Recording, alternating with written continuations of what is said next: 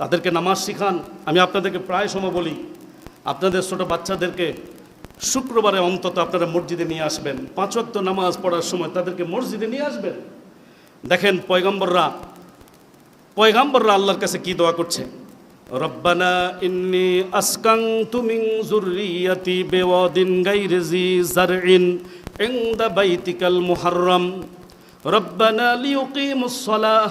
ইব্রাহিম আলাইহিস সালাম ইসমাইলকে যখন বাইতুল্লাহর কাছে রেখে আসলেন, বাইতুল্লাহ রেখে এসে উনি যখন ফিলিস্তিনে রওনা দিচ্ছেন, ফিলিস্তিনে রওনার সময় সানিয়া পাহাড়ের মাঝখানে দাঁড়ায়া ইব্রাহিম বাইতুল্লাহর দিকে তাকায়া আল্লাহর কাছে দোয়া করলেন, রব্বানা লিয়ুকিমুস সালাহ, হে আল্লাহ আমার সন্তানকে বাইতুল্লাহর কাছে এই জন্য রেখে গেলাম যাতে আমার সন্তানরা নামাজ আদায় করে।